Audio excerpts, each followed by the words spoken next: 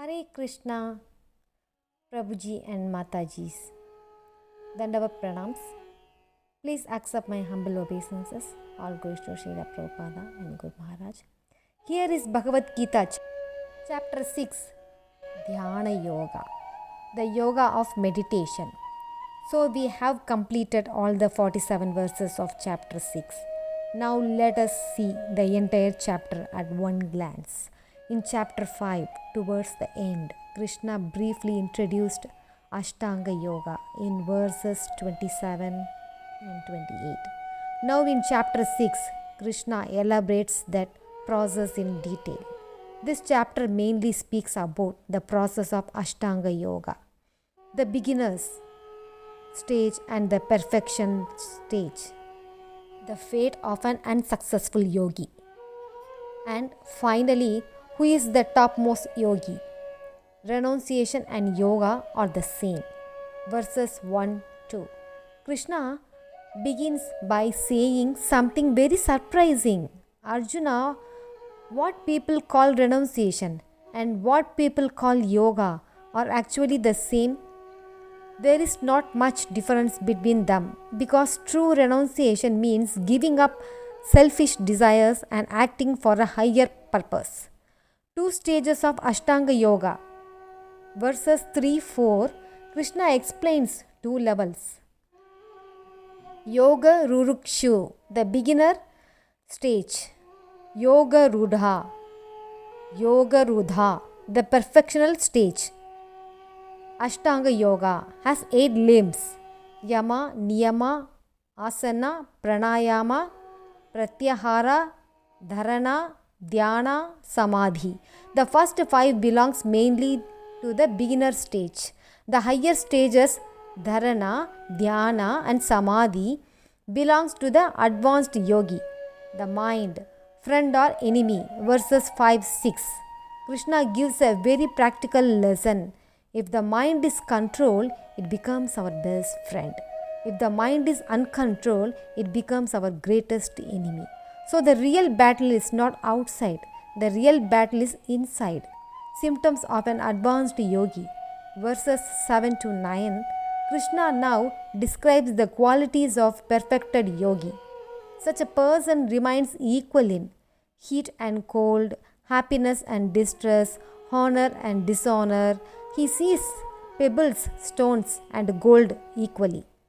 More importantly, he sees friend, enemy, relative, neutral person, and stranger equally. What an amazing vision! Because he sees everyone as a spiritual souls. How to practice Ashtanga Yoga, verses 10-17. Krishna now explains the practical process. First, the yogi should go to a secluded and holy place. He should prepare a proper seat, not too high, not too low. Then he should sit steadily. His body, neck and head should be straight. His eyes should be focused.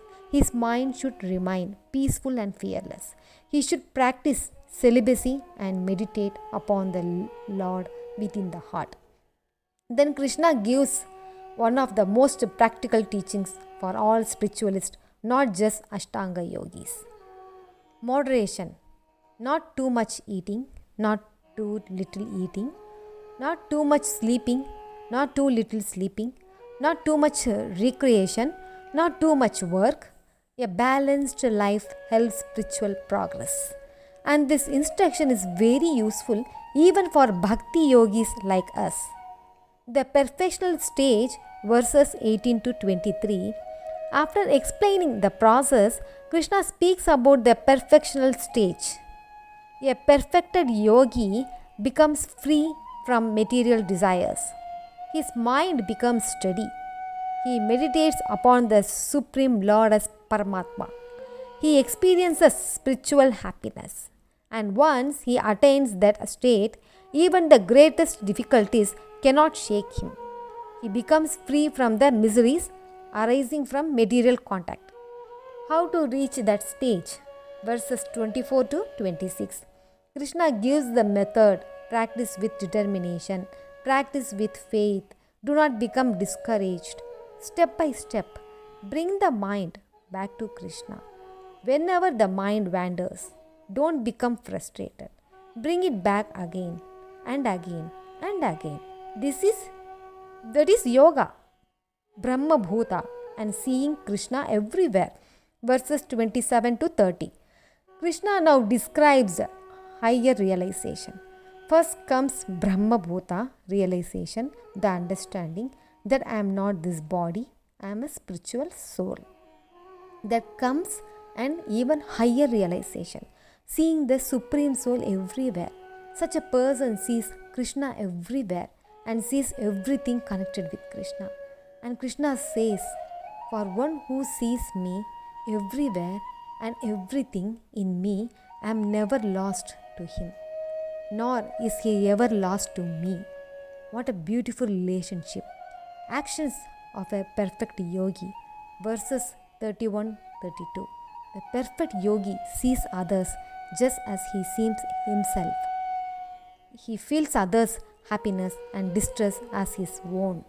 He respects everyone. He gives importance to everyone because he sees every living being as a part and parcel of Krishna. Arjuna's difficulty. Verses 33 to 34.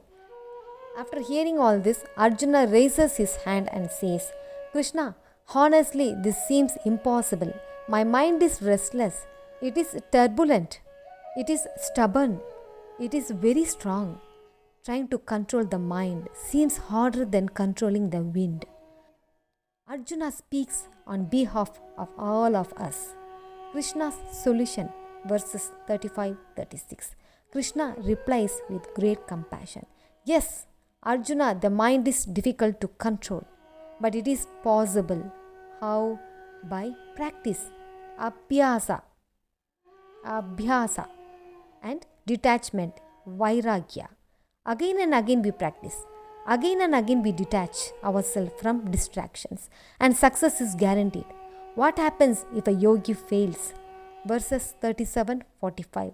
Arjuna asks another wonderful question. What happened to a sincere yogi who begins the process but cannot attain perfection? Does he lose everything? Krishna says, no, spiritual progress is never lost. A sincere yogi never meets destruction.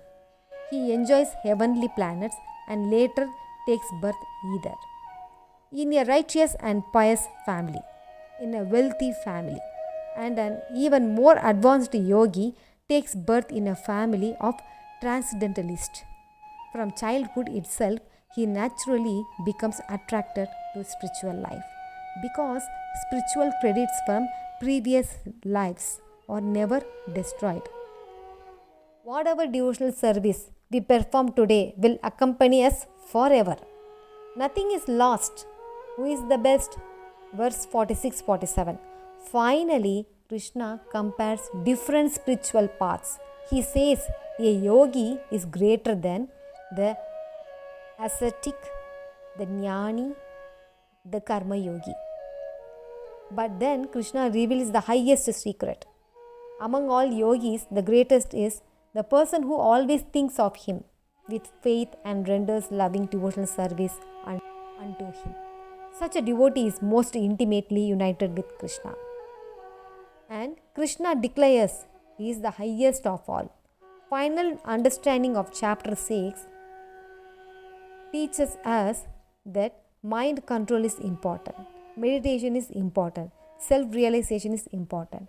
But above all these things, Krishna reveals that highest process, that is Bhakti Yoga.